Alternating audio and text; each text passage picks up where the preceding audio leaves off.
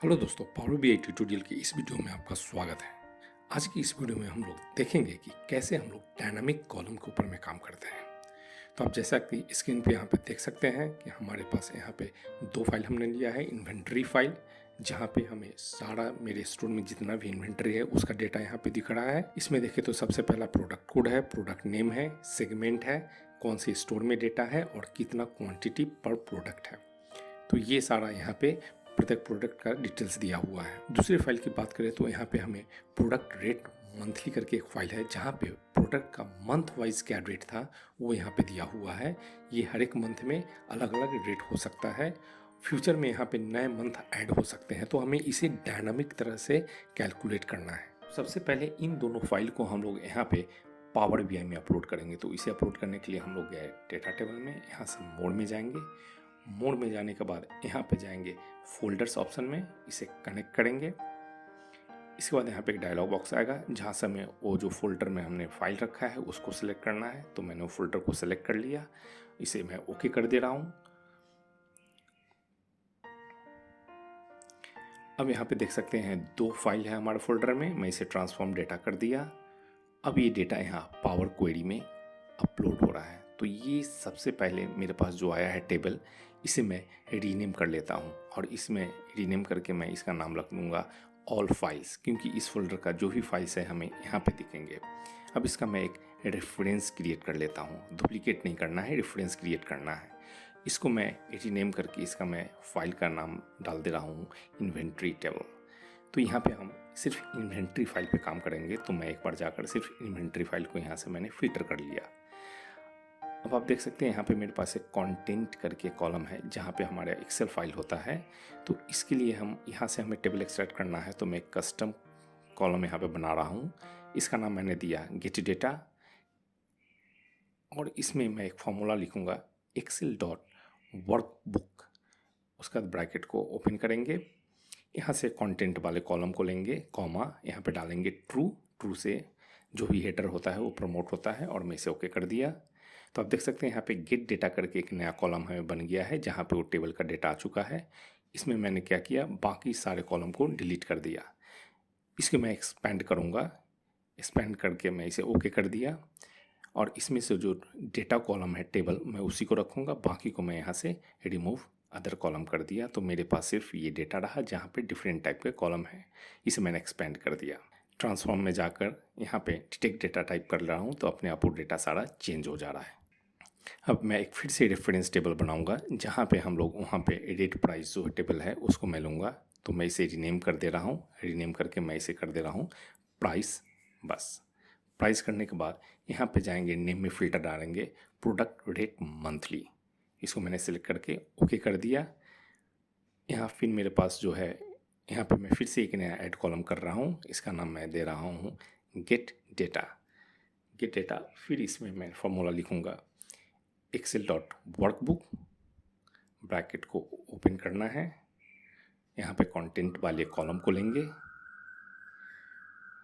Comma, और यहाँ पे डालेंगे ट्रू। ट्रू डालने से क्या होता है, हेडर है वो प्रमोट होता है अपने आप, उसे दोबारा नहीं करना होता है। तो यहाँ पे मेरे पास गेट डेटा में वो सारा टेबल आ चुका है, और मैं इसे रिमूव अदर्स कर दे रहा हूँ।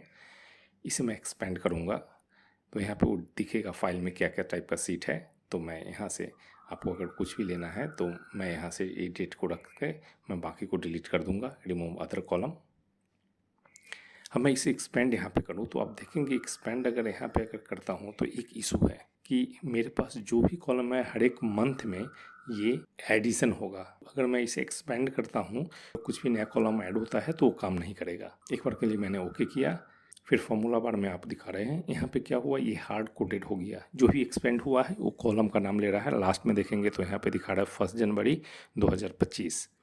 अगर कल होकर फरवरी का अगर मंथ ऐड होता है तो नहीं लेगा, क्योंकि यहाँ पे ये फिक्स हो चुका है। तो इसे कैसे करेंगे, चलिए करके देख लेते हैं। तो इसके लिए सबसे पहले जाएंगे हम ट्रांसफॉर्म टैब में, और इस टेबल को कन्वर्ट करेंगे लिस्ट में। लिस्ट में कन्वर्ट करने से आप यहाँ देखेंगे मेरे पास एक डेटा करके स्टेप आ गया है। एक नया स्टेप को ऐड करेंगे, और यहाँ पे हम टाइप करेंगे, पहले हमें इसे क्या करना है, लिस्ट को ट्रांसफॉर्म करना है, और यहाँ से हमें सारे कॉलम को निकालना है। तो उसके लिए फार्मूला डालेंगे हम लोग लिस्ट ट्रांसफॉर्म, और यहाँ पे मैं पुराने स्टेप जो है डेटा उसको मैं इसके अंदर में डाल के और यहाँ पे मैं इसे करूँगा टेबल डॉट कॉलम नेम्स।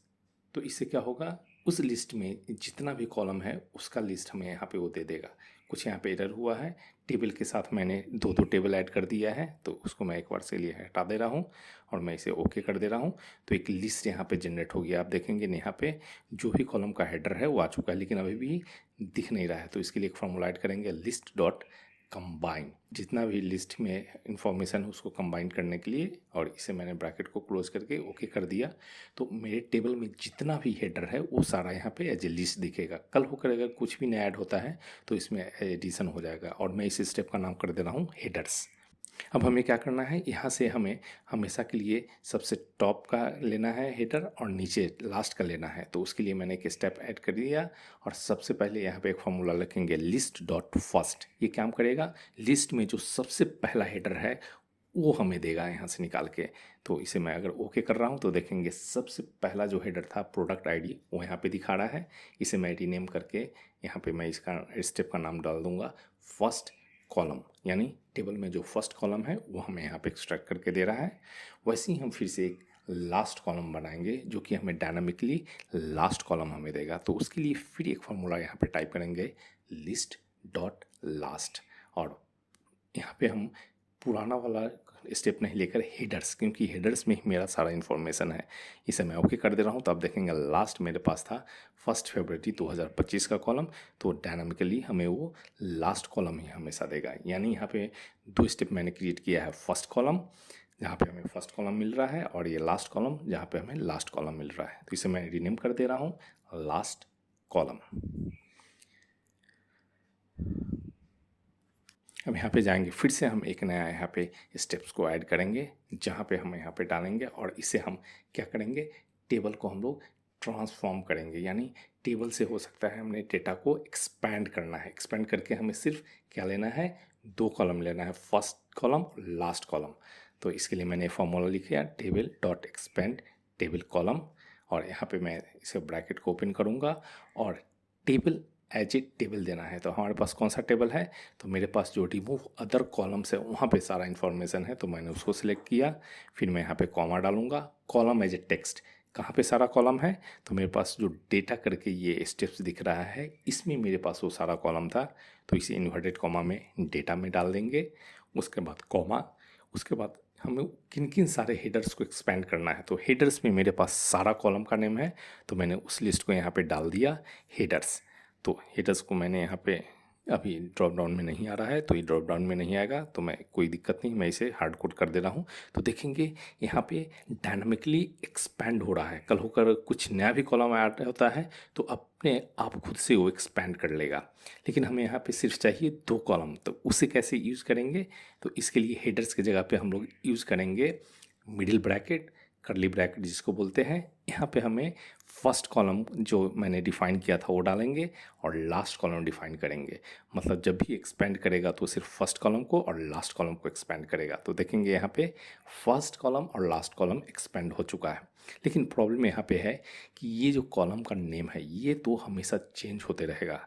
आप देखेंगे कि यहाँ पे सिर्फ ये फरवरी का डेटा है, कल होकर अगर ये मार्च का डेटा यहाँ पे ऐड होता है, अगर मैं यहाँ से इसको डिलीट कर देता हूँ तो आप देखेंगे अगर मैं जाऊँ वहाँ पे, इसको मैंने क्लोज कर दिया, अगर मैं इसको रिफ्रेश करता हूँ तो ऊपर में आप देखेंगे हेडर जो अभी 1 फरवरी दिख रहा है वो चेंज हो जाएगा। रिफ्रेश प्रीव्यू मैंने किया तो ये चेंज हो जा रहा है। तो ये लुकअप मेरा काम नहीं करेगा। जब भी मैं अगर इन्वेंट्री वाले फाइल में इसको मैं लुकअप करूँ तो ये काम नहीं करेगा। तो इसको रीनेम पहले मैं स्टेप्स को कर दे रहा हूँ और यहाँ पे फर्स्ट एंड लास्ट कॉलम में डाल दे रहा हूँ, तो पता चलेगा कि मैंने इस स्टेप में फर्स्ट और लास्ट कॉलम को लिया है। फिर मैं एक नया स्टेप यहाँ पे ऐड कर रहा हूँ।